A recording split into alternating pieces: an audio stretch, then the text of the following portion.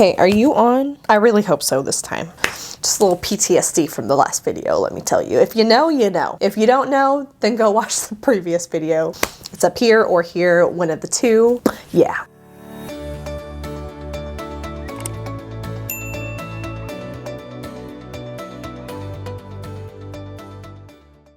Hey guys, it's your girl Jessica, aka Miss Fit Girls, and welcome back to my channel. Through this channel, I really want to inspire you to hashtag just move and live your healthiest and best life, because through commitment, dedication, and willingness to learn, I really believe you could achieve any goal. Right now, we've been kind of taking a pause from all of the healthy living, healthy moving videos to bring you a brief momentary pause into the first trimester. So this video is going to be talking about my first trimester recap part 2. If you haven't seen part 1, go ahead and pause. Okay, pause, come back. Okay, we'll be more than welcome to welcome you back. Go watch part 1 and then come to part 2, and then we can reconvene. I'm going to be taking you through my signs, symptoms, all the complications that I had due to my ER visit and everything. I'm also going to take you through products that have really helped me through the first trimester and remedies that have really helped as well with the symptoms I was getting. Because when I tell you, I got it all first trimester, okay? Look me in the eyeballs. Oh, you got it all, okay? Okay, so this is like the thing that you don't want to have to do whenever you're in the first trimester of pregnancy is you don't want to have to go to the emergency room. Now, with Aaron, I was in the emergency room 3 times in my first trimester due to dehydration. I couldn't keep anything down. I couldn't keep liquids. I couldn't keep solids down. And the same pattern was starting to happen with this baby. So from my previous pregnancy, I knew that once you started to get certain symptoms and certain signs, that was your red flag to go to the emergency room. So I knew I was dehydrated because I, down there wasn't really like all solidified for a few days. And I knew I was eating. I knew like I wasn't sick or anything, but I knew it was dehydration because I wasn't getting my fluids in. I couldn't keep them down, and I couldn't like take them in. What I thought was just going to be a quick like, hey, I'm dehydrated. I already know I'm pregnant. I need an IV. And it turned into this whole fiasco. So it was kind of a trigger for us because, like I mentioned in the last video, we had a miscarriage at 7 weeks with our previous pregnancy. So whenever I was going to the hospital, this was the first day of 7 weeks. So I was really nervous. I remember going up to the hospital, just like they always ask you the questions, what pregnancy is this? I was like, it's my 3rd one, last one. I had a miscarriage at 7 weeks, and like on the day today. And the staff could kind of tell I was just a little bit nervous, and they were like, you know what? Like, it's good that you came in. Let's just go ahead and get you back. So they did an ultrasound. They don't let you see the baby. They don't let you hear the heartbeat or anything. They just do their little thing and then they're out of there. So it was kind of hard because like it's your first time having an ultrasound and seeing the baby and like making sure the baby's okay, but you can't see it. And you're just like sitting there the whole time just trying to like read the technician's face, reading like the environment, the mood and everything. So after the sonographer, technician, I don't know, leaves the room, the doctor comes in and they're like, hey, so it looks like baby is okay. You are dehydrated. Like they took my blood. She was like, you are dehydrated, so we're going to start you on fluids. But there are some things you have to know. She said we found a subchorionic bleed or hemorrhage, meaning that there's an area in my uterus, to my understanding, there's an area in my uterus where it was bleeding in between the baby or like the gestational sac and the uterus, like it was bleeding in there. And she said, so we see that it doesn't mean that anything's wrong right now. It doesn't mean that you are going to miscarry, but it could be a sign that like something could be wrong. I don't know. That's kind of what I got from it. And she said another thing, part 2, and I was just like, oh my God, can you let me swallow part 1, please? Because that was a large pill to swallow. She said part 2 is the gestational sac. It looked like it was in a weird shape. It was kind of indented instead of like a perfect circle. That's just kind of the information I got. I was like, well, how are you going to tell me that? And then I just need to sit here with it like, no, So she gave me that information. I was just like, okay. Asked her like a series of questions. Didn't really help because they kind of have to be like as vague as possible, I guess, for liability, whatever. So after the IV drip was done, I was hydrated. We were ready to go. So she was just like, just take it easy, and I would tell your OBGYN about this. So literally as soon as they opened, next morning, called my OBGYN. I was like, hey, look, listen, Linda. Her name's not Linda, but hey, look, listen, okay? I was at the ER for dehydration. We got that fixed, okay? But this is what they told me. And it was the same hospital that my OBGYN was at. So she was able to access all the records. So I talked to like the lady at the front desk. She sent it on over to the nurse or the OB or whatever. And they called me back and they're like, hey, well, I got a call back from my actual OBGYN. Usually it's the nurse that calls me, but as soon as my OBGYN called me, I was like, okay.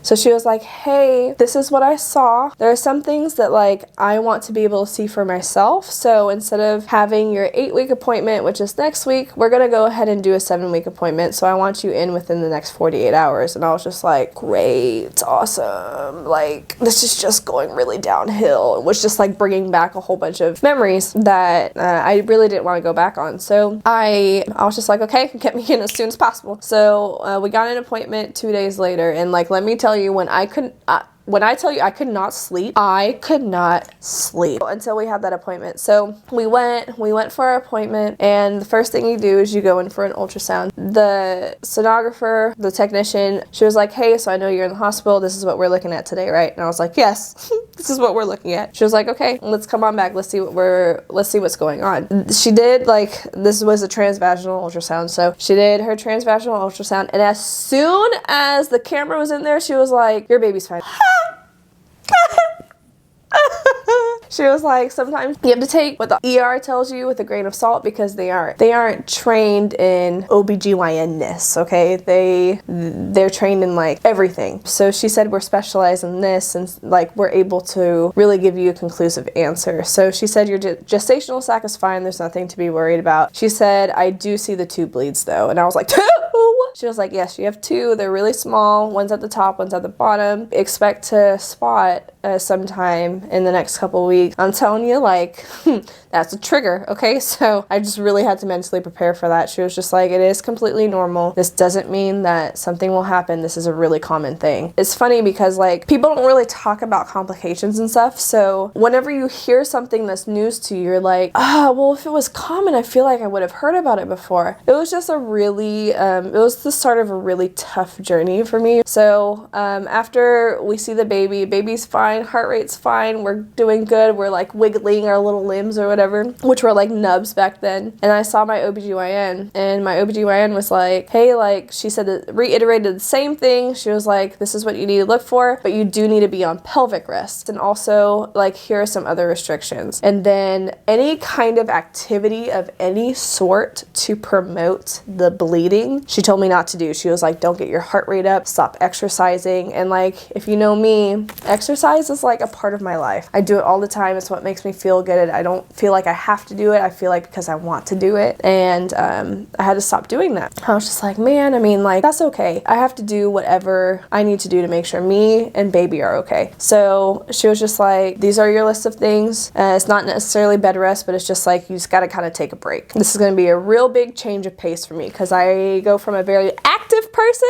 to a very non-active person. So it was definitely an adjustment. It did kind of, looking back at my first trimester, it really took a sense of my identity away, and I had to figure out like what made me happy again, because you're taking out being active and going to the gym and like playing with my son, like playing sports and activities with my son. You're taking all of that away for a really good cause and like a really important reason, but I had to figure out, okay, what can I do that makes me happy as well? So that was kind of my journey for the first trimester.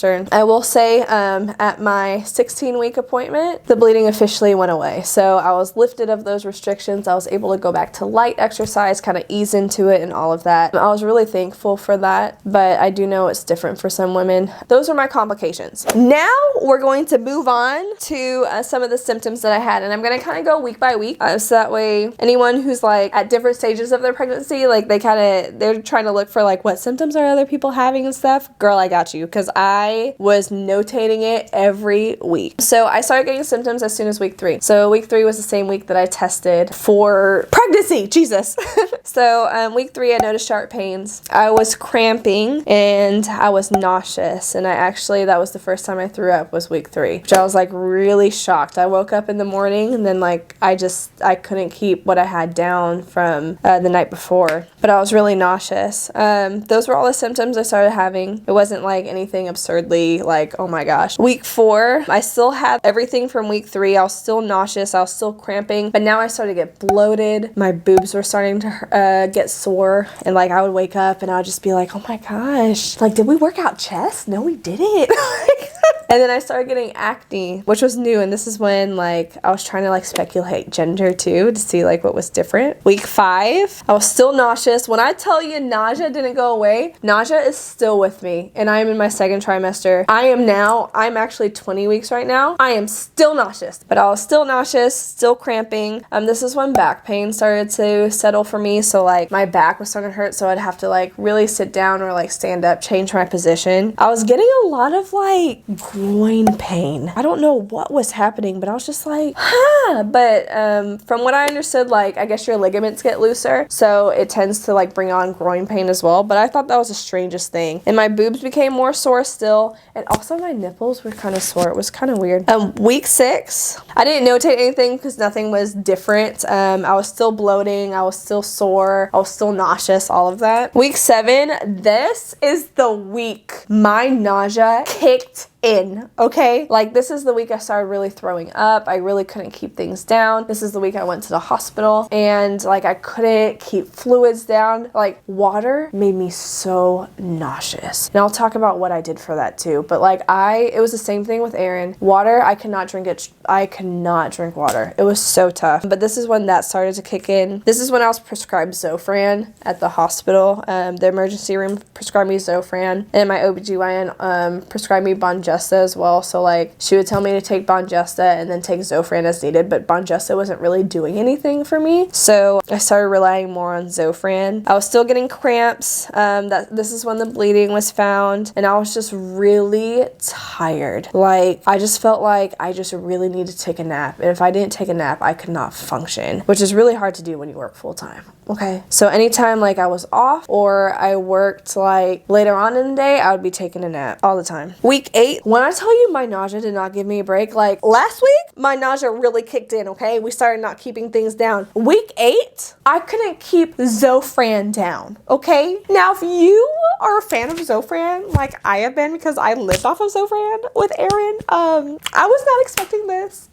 And then that's when I started questioning like what kind of child am I holding? Like I'm kind of scared because if we can't keep Zofran down, I had really aggressive morning sickness. I would wake up and like I would instantly have to go to the bathroom. I really couldn't keep anything down. The only thing that would satisfy me and that I could keep down, it would subside my nausea, get this, is mozzarella sticks from Sonic. I am still obsessed, okay? But like I had to have those every day, every single day. If you know me, you follow my channel, you follow me on Instagram, you know like that's not the type of stuff I eat, okay? Your girl's pretty clean, but man, those mozzarella sticks, yes. This is when I started getting gassy and uncomfortable, probably because I was eating like salt and the moon and the stars and fast food. It was really funny because like I was really nauseous, but fast food and salt is like what really made my day. This is when I started getting my pregnancy insomnia. So at week 8, I started getting my pregnancy insomnia. I would wake up in the middle of the night for like 2 to 3 hours and I could not go back to sleep.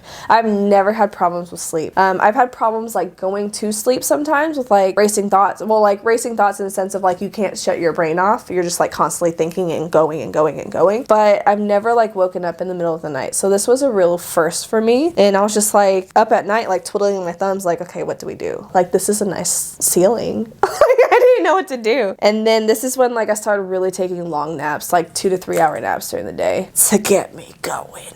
Okay, to be a functional human being. Week 9. Man, your girl got the C word. Your girl got Rona. And man, when I tell you I was so scared, guys, oh my, guys, I was just so panicked because like, what can you take when you're pregnant and you get this virus? Like, what can you take? Man, it was crazy, but I got that. This is when I slept all the time. Oh my gosh, I slept all the time. I still woke up at the middle of the night though, and I was super tired and still super nauseous. And then week 10, we beat Rona. Rona had nothing on us. We beat her. I was still really nauseous, still like couldn't keep things down. I really couldn't keep fluids down. It was so hard. There were days that like I would only drink 12 ounces of water, and whenever you go from like having an active, eating healthy like lifestyle and you drink a gallon of water a day to drinking 12 ounces of water a day, man, it was really hard. I started getting lots of cramps, probably from dehydration too, and I started getting sharp pains in my stomach. Like, this is really when like the round ligament pain started coming in. Week 11, bruh. Week 11 was gag central, okay? Like, I was nauseous 24/7. 24/7. Like, on top of like not being able to keep things down and feeling nauseated, just add the gagging reflex like 20 times a day. I'm not even kidding, 20 times a day. It was rough. Lots of gas bubbles. It wasn't any kicks yet. It was just really like a lot of gassiness. I would burp all the time. I was cramping all the time, still getting those round ligament pains. And this is when my pubic symphysis like really started to get really sore. Like, it was really hard. As the day went on, it would get more sore. So it was a little bit hard to manage, but I was still like sitting down. I was still on my restrictions. Like, I couldn't really move around a lot. But man, for some reason, that just kind of crept up on your girl, okay? Week 12, this is when I had my first signs of acid reflux. So I started getting acid reflux, heartburn, like just mild heartburn. I was still really nauseous. I was still cramping a lot. And then I started getting dizzy. And I know I read up on this, like, you start to get dizzy when you're, whenever you start to build more blood in your system. Like, you gain blood volume when you're pregnant, and you could get dizzy from having a lower blood pressure is what I understand. So I was just like, all the time I was dizzy. And finally, last week of the first trimester, week 13, this is when I realized nausea's just here to stay, okay? We're best friends. We aren't going anywhere. It's like a friendship that you don't want. It's like kind of a toxic friendship, but it's one that you kind of have to have. So nausea was here to stay. I started feeling like brief flutters, like brief kicks at 13 weeks, which was really cool because like I already knew what they felt like with Aaron. So whenever I started getting it with this baby, I was like, oh my gosh, like this is so exciting. So I would feel them like 1 or 2 times a day. It would just be like a quick like, huh, oh my gosh, like that was actually like the baby. It was really cool. Still dizzy. I started getting lightheaded too. This is when I started to finally get an increased appetite for water. So instead of drinking like 12 to 20 ounces a day, I would actually go to like 30, 45 ounces a day. I started to get headaches, and then my insomnia was just like ridiculous. Every single night I would wake up and I would be up for like an hour or 2, and it would just be just like it is. It was rough. And then on top of like all of these symptoms I was getting week by week, overall like the fridge really stunk. Could not stand the smell of our fridge, man. I could not open it. Every time I opened the fridge, I had to like put on a mask. I had to like cover my nose and my mouth because it was just so rough. I had to hold my breath while I was getting something out and then walk far enough away from the fridge so that way you won't get like that after smell. Man, it was so bad. I couldn't do dishes, man. Couldn't do dishes. Rough.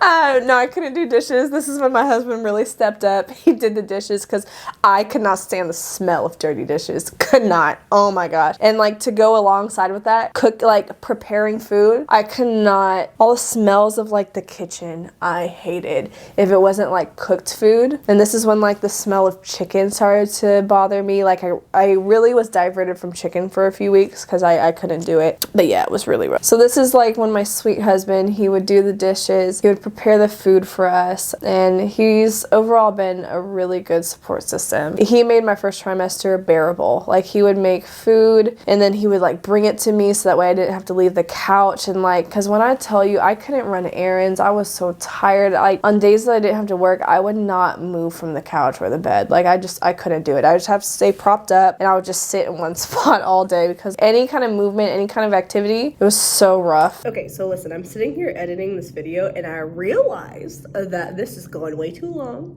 and I can't go into like the products and stuff that helped me during my first trimester, because apparently I just like to talk. Sorry. But I'm gonna go ahead and make a part 3 to this. So something I thought that was gonna be like 2 parts is actually gonna be 3, but that's okay. So we're gonna go ahead and stop the video right here. And that was all of my first trimester experiences. Next video, part 3, is going to be all the products and things that help me with nausea and my morning sickness and my uncomforts, like discomforts and everything. So just stay tuned for that one. And yeah, please ignore my nails. That was embarrassing. Okay, bye.